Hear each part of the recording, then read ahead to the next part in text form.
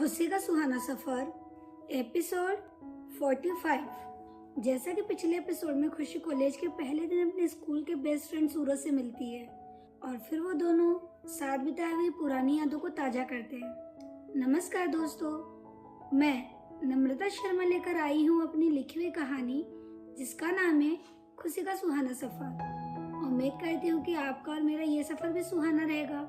अगर मेरी लिखी हुई कहानी आपको पसंद आए तो मेरी इस कहानी को लाइक करें और शेयर करें और चैनल को सब्सक्राइब करके मुझे अपना प्यार और सपोर्ट जरूर दें। धन्यवाद। अब आगे। खुशी को पता होता कि वो क्लास के लिए लेट हो रही है। उसे डर था कि वो कहीं अपना क्लास मिस ना कर दे, इसलिए वो क्लास की ओर और तेजी से बढ़ रही होती है। तभी देखती है कि एक लड़का उसको घूर रहा होता है। उसे खुद को घूरता देख खुशी अपने क्लास में न जाकर उस लड़के के पास पहुंचती है और फिर वो उस लड़के के चेहरे की तरफ गौर से देखने लगती है। उस लड़के को खुशी का उसे इस तरह घूरना उसे वियर्ड लगता है, इसलिए वो थोड़ा अनकंफर्टेबल हो जाता है। उस लड़के ने अपने गले की खराश को ठीक करते हुए खुशी से पूछा, क्या हुआ? कब से इस तरह से क्यों घूर रही हो मुझे? तब खुशी बोली, मैं कहाँ घूर रही थी तुझे, तू पहले घूर रहा था मुझे, इसलिए मैं तो सिर्फ कंफर्म करने आई थी कि कहीं तू भी तो कोई मेरा एक्स क्लासमेट नहीं या फिर मेरा कोई नॉन तो नहीं। वैसे नाम क्या है तेरा? तब वो लड़का थोड़ा हड़बड़ा कर बोला, मेरा नाम विश्वास देव है। क्यों? खुशी बोली, क्यों क्या? इस नाम के लड़के को तो मैं बिल्कुल भी नहीं जानती। अच्छा एक बात बता, तू खुशी दुबे को जानता है? विश्वास बोला, नहीं, कौन ही है?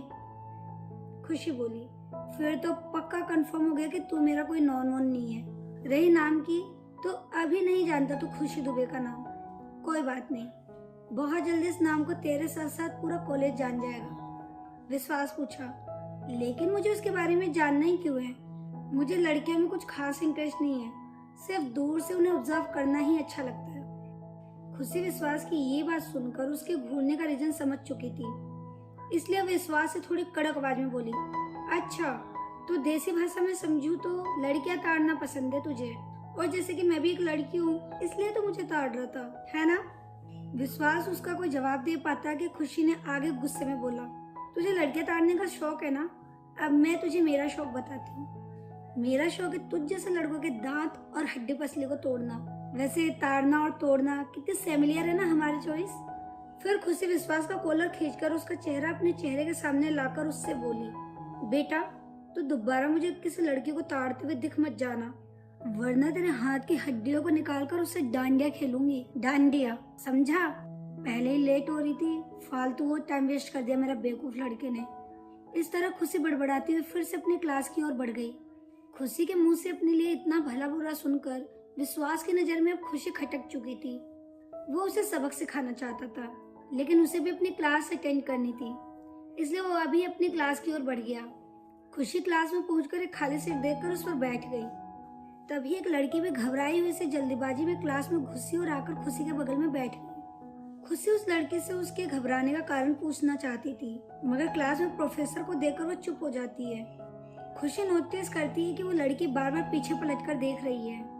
उस लड़की को बार बार पीछे पलटकर देखता देख खुशी भी पीछे पलटकर देखी और फिर खुशी ने चारों ओर नजरें घुमाई और तभी उसे उस क्लास में विश्वास भी दिखाई दिया, जिसके साथ खुशी कुछ देर पहले ही बहस करके आई थी। विश्वास को देखते खुशी के दिमाग में एक्शन प्ले होने लगा और फिर उसने कुछ देर में हिसाब लगा लिया कि जरूर इस विश्वास ने उस लड़की को भी हैरेस किया है। अब वो विश्वास की तरफ गुस्से में घूरे जा रही थी और जवाब में विश्वास भी खुशी को गुस्से में घूरे जा रहा था। तभी प्रोफेसर ने आवाज दी, hey all of you attention please. तब खुशी ने अपनी गर्दन प्रोफेसर की ओर घुमाई और उनके लेक्चर को सुनने लगी और समझने की कोशिश करने लगी, मगर काफी कोशिशों के बाद भी उसे प्रोफेसर का दिया हुआ लेक्चर समझ में नहीं आ रहा था। तब वो लेक्चर से ध्यान हटाकर इधर उधर देखने लगी और उसकी नजर बगल में बैठी उस लड़की पर पड़ी। खुशी उस लड़की को गौर से देखने लगी और उसी वक्त उस लड़की की नजर भी खुशी पर पड़ी। दोनों के लिए एक दूसरे का चेहरा जाना पहचाना था। खुशी उससे पहचानने की कोशिश कर ही रही थी कि उस लड़की ने पहल करते हुए खुशी से पूछा, खुशी? खुशी ने भी उसे अपना बिना नाम बताया उस लड़की से पूछा, पूजा? फिर दोनों ने एक साथ मिलकर बोला, हाँ। ये सुनकर उस क्लास में पढ़ा रहे प्रोफेसर ने अपने होठों पर एक उंगली रखकर उन दोनों को इशारे से चुप होने के लिए कहा। अब दोनों चुप हो गए और अब पूजा का पूरा फोकस प्रोफेसर के लेक्चर पर था और वो साथ के साथ नोट्स भी बना रही थी। मगर अब खुशी का ध्यान लेक्चर की तरफ ना होकर पूजा के साथ बातों में ज्यादा था। वो पूजा से खुसर फुसर करते हुए अपने सवाल पूछ रही थी, मगर पूजा पूरी कोशिश कर रही थी कि वो अपना नोट्स कंप्लीट कर ले। मगर खुशी की खुसर फुसर की वजह से उसका ध्यान भटक रहा था। खुशी के इस खुसर फुसर की वजह से सिर्फ पूजा का ही नहीं बल्कि पूरा क्लास डिस्टर्ब हो रहा था।